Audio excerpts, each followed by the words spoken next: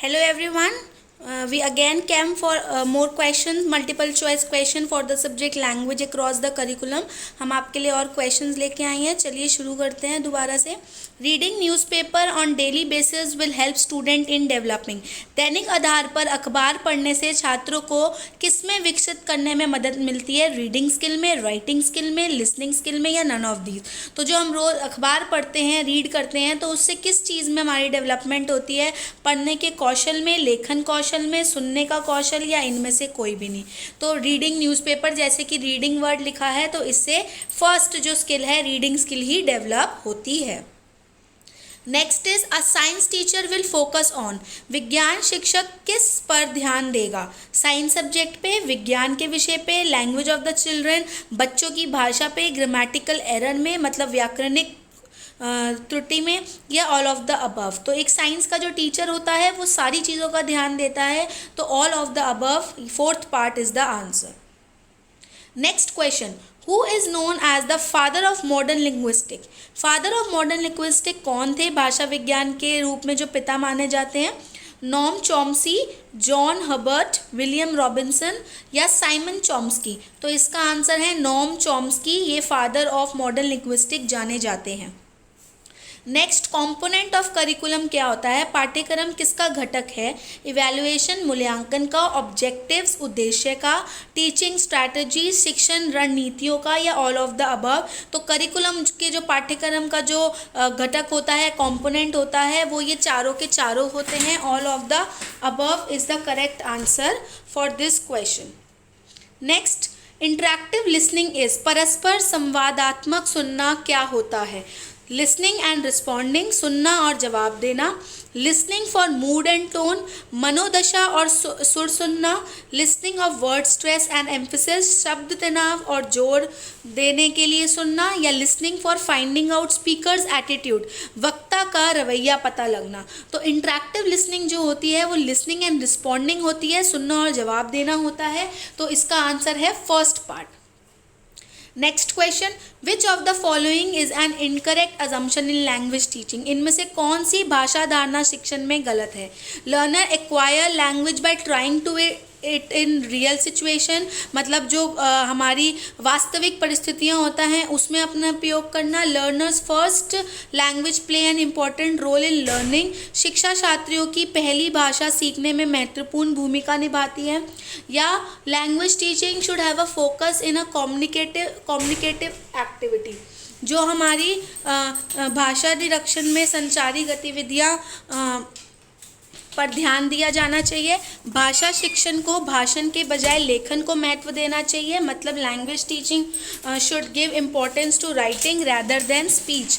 तो जो हमारी लैंग्वेज टीचिंग होती है वो इन चारों में से कौन सी होती है? वो होती है should giving importance to writing rather than speech. Fourth part is the correct answer for this question. Next, which language is first language of the child. कौन सी भाषा बच्चे की पहली भाषा होती है? मदर टंग, मातृभाषा, इंग्लिश लैंग्वेज, अंग्रेजी भाषा, हिंदी लैंग्वेज, हिंदी भाषा या रीजनल लैंग्वेज, क्षेत्रीय भाषा. So answer for this question, जो फर्स्ट लैंग्वेज होता है एक बच्चे का वो होता है मदर टंग, मातृभाषा. जो वो अपने माँ बाप, अपने कल्चर, अपनी आसपास से जो शुरुआती भाषा जो सीखता है वो मदर टंग होती है. Next, Who suggests that children learn by imitating other. किसका सुझाव है कि बच्चे दूसरों की नकल करके सीखते हैं? चॉम्स्की, वाइगॉत्स्की, जीन पियाजे या कोलबर्ग. तो भाई इसका आंसर, अगर आप लोगों ने सारी थ्योरी अच्छे से पढ़ी है तो इसका आंसर है हमारा जीन पियाजे. वो सजेस्ट करते हैं कि बच्चा जो होता है वो इमिटेटिंग करने से सीखता है, नकल करने से सीखता है.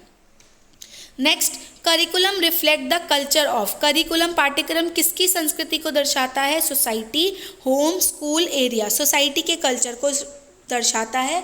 The answer for this question is a part. Next, organisation of arguments and ideas in paragraph is an important aspect of.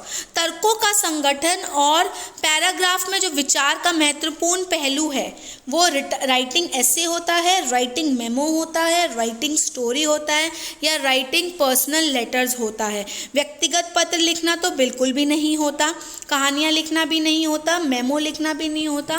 सो जो इम्पॉर्टेंट एस्पेक्ट है वो होता है राइटिंग एसे, निबंध लेखन। Next, which writing is an art of sort the art of making things up. लेखन किस प्रकार की कला है चीज़ों को बनाने के लिए। क्रिएटिव राइटिंग रचनात्मक लेखन, पोएट्री राइटिंग कविता लेखन, इनफॉर्मल राइटिंग अनौपचारिक लेखन, या फॉर्मल राइटिंग औपचारिक लेखन। तो जो art of sort the art of making things up है वो होता है हमारा रचनात्मक लेखन, क्रिएटिव राइटिंग जो हमारी इमेजिनेशन से, हमारी क्रिएटिविटी से राइटिंग की पता लगता है। Next question, the process of presenting a topic to an audience in the form of demonstration, lecture or speech meant to inform, persuade or build goodwill। एक विषय को दर्शकों के सामने प्रदर्शन, व्याख्यान या भाषण के रूप में प्रस्तुत करने की प्रक्रिया को सूचित करना, राजी करना या सद्भावना का निर्माण करना होता है बुक रिव्यू, पुस्तक समीक्षा, प्रेजेंटेशन प्रस्तुतिकरण, फीडबैक प्रतिपुष्टि या क्रिएटिव राइटिंग। तो ये होता है हमारा प्रस्तुतिकरण मतलब कि presentation. Next, when the teacher speak the word and sentence from the passage of the text books and student are asked to write the spoken words and sentence is called। क्या कहते हैं जब एक टीचर बोलती है और बच्चा फिर उसके बाद लिखता है। डिक्टेशन शुतलेख, राइटिंग लिखाई, इवैल्यूएशन मूल्यांकन या असेसमेंट आंकलन। तो आंसर इसका क्या होगा स्टूडेंट, डिक्टेशन, शुतलेख देना। टीचर बोलती है हम लिखते हैं तो that is dictation. Next, who suggested that beginners should first taught to do some hand movement instead writing straight letter। कौन सा ऐसा राइटिंग स्ट्रेट लेटर का मूवमेंट होता है कि सुझाव में दिया गया है कि शुरुआती पहले हाथ की हरकत जो सिखाई जानी चाहिए वो सीधे लिखने की बजाय सीधे अक्षर होने चाहिए। Tracing method, free invitation method, FG French method या किंडरगार्टन मेथड। तो इसका आंसर जो है वो है tracing method. Which method requires that the learner to make movement over the printed or writing letter with a pen or pencil held in his hand। कौन सी ऐसी विधि होती है जब शिक्षा छात्रों की आवश्यकता होती है कि एक कलम या पेंसिल के साथ मुद्रित या लिखित पत्रों पर आंदोलनों का आयोजन करके उसके हाथ में दे। Kindergarten, tracing method, FG French method या फ्री इन्विटेशन मेथड। तो इसका आंसर है tracing method, B part, second part is the answer.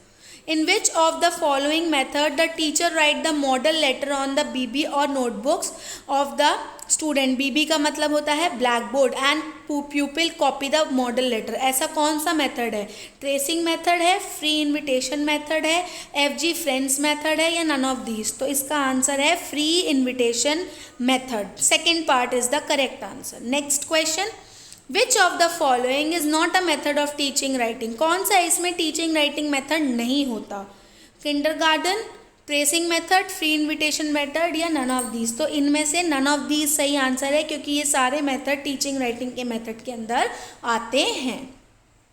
Next question, who has recommended the following 6 group in small letters. IW, MN, VX, ACC, QR, S, DP, QT, BG, KGY, ZF। किसने हमें बताया था, FG French ने, Freeman ने, एडेल ने या marathon Richardson ने। तो ये बताया था हमें फ्रीमैन ने। Why should teachers teach the capital letter first. क्यों उन्हें कैपिटल लेटर पहले सिखाने चाहिए। क्या स्टूडेंट के लिए वो आसान होते हैं, क्या स्टूडेंट के लिए वो याद करना आसान होते हैं, क्या स्टूडेंट के लिए वो बोलना आसान होते हैं, क्या स्टूडेंट के लिए उसे आसानी से ग्रैप्स करना ईजी होता है ना। तो अगर हम देखें टीचर्स बच्चों को ज़रूर कैपिटल लेटर से ही शुरुआत करती है क्योंकि student can make them easily, क्योंकि बच्चे उन्हें आसानी से बना सकते हैं। ये जो स्मॉल लेटर होते हैं वो डिफ़िकल्ट होते हैं समझने में और बनाने में। In the book the teacher handwriting the small letter are grouped in. जो किताब में शिक्षक लिखावट को छोटे अक्षरों में बांटा गया है। 6 ग्रुप, 5 ग्रुप, 4 ग्रुप, 8 ग्रुप। तो फोर्थ आंसर है 8th ग्रुप।